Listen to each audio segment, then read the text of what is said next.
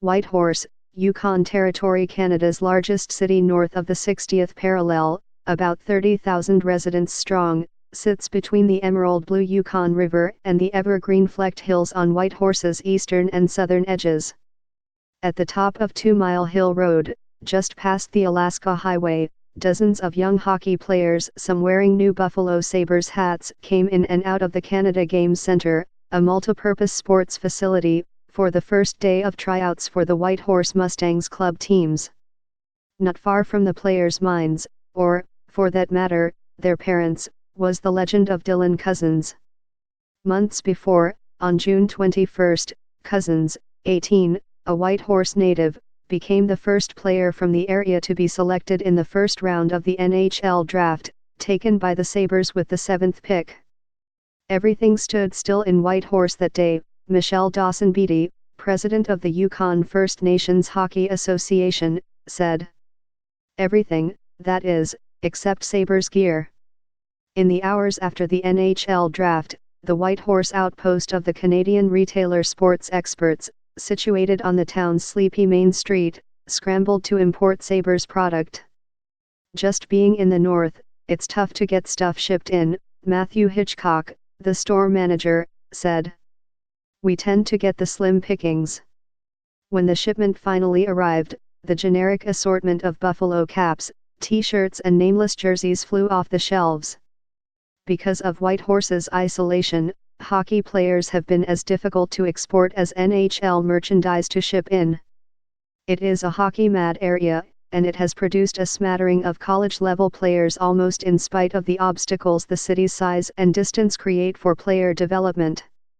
Alaska, Yukon Territory, Whitehorse, Canada, Pacific Ocean, Edmonton, Vancouver, Calgary, 400 miles. By the New York Times. Our location and our ability to get games, and get games at an appropriate level for our players, Martin Laurie, Cozens' youth coach, explained, describing the region's barriers. Edmonton is the closest N.H.L market, at over 1,200 miles away, while Calgary, almost 1,400, and Vancouver, almost 1,500, are within relative distances. Only 4 players from the Yukon have been drafted into the N.H.L in later rounds, and only 2 saw ice time. Peter Sturgeon played 6 games with the Colorado Rockies from 1979 to 1981, and Jarrett Dooling suited up for 15 games with the Icelanders in the mid-90s. So when Cozens, a 6'3" forward who combines Riverdale cast member looks with explosive speed and a blindingly quick shot, became an elite hockey prospect, children in the Yukon suddenly had a model to aspire to. Laura O'Brien's 11-year-old son, Caden, was one of the 36 players who tried out for the Pee Wee Mustangs, the same team Dylan Cozens played for 9 years before. A half-dozen evaluators with clipboards, sitting high in the stands, intently surveyed the group, which included 4 girls. Cozens, who starred last season for the Lethbridge Hurricanes of the Western Hockey League, a major junior league, has been an inspiration for her son and many other children in the Yukon, O'Brien said. It gave them a lot more hope, she said. For many players in the towns in the territories, where the temperatures are low and the winters are long, the game starts on the pond.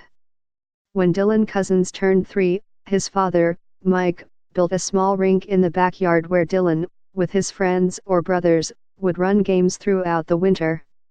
When the ice melted, he spent hours alone atop a slick white hockey pad some 25 feet in front of the net, perfecting his wrist shots and dekes. Even today, the mileage on the old rink is evident. Hundreds of divots and scuff marks fill much of the 12-foot wooden backstop behind the net.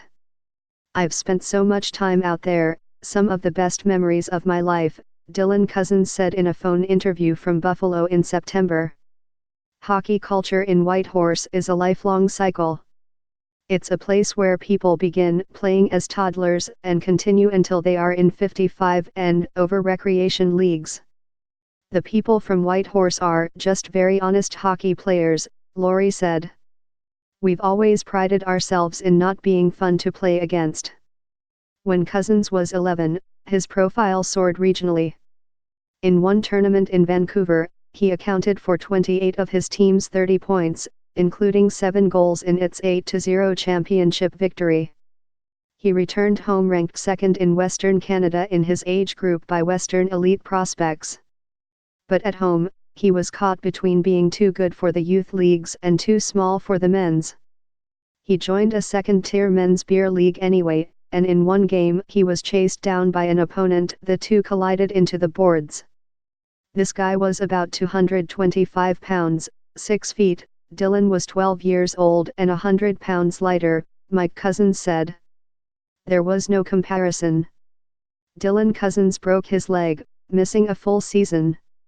By the time he turned 14, the family knew his future was elsewhere. I needed to leave if I was going to make a name for myself, Cousins said.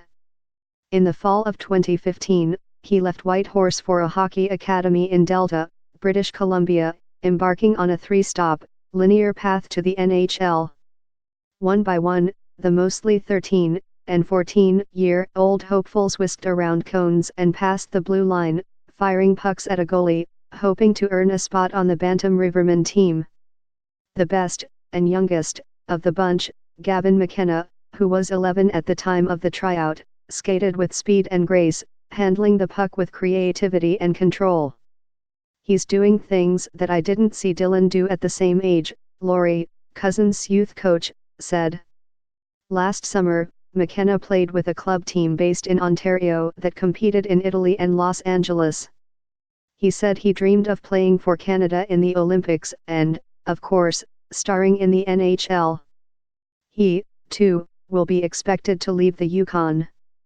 We hope to keep him around for at least 2 to 3 more years, his father, Willie, said.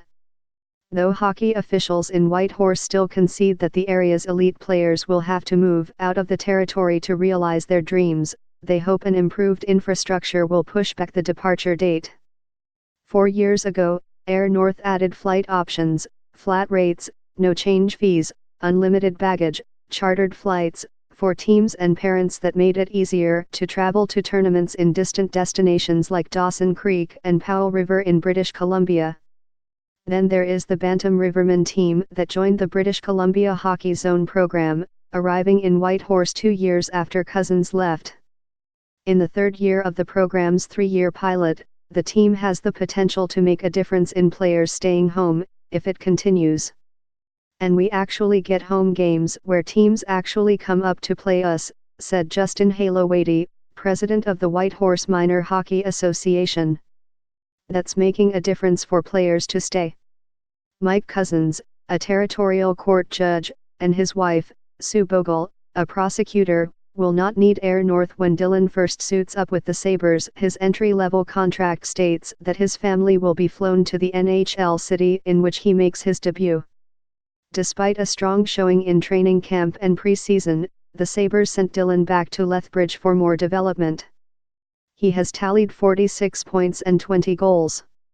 Earlier this month, he scored a key goal in the gold medal game against Russia to help Canada win the 2020 World Junior Championships.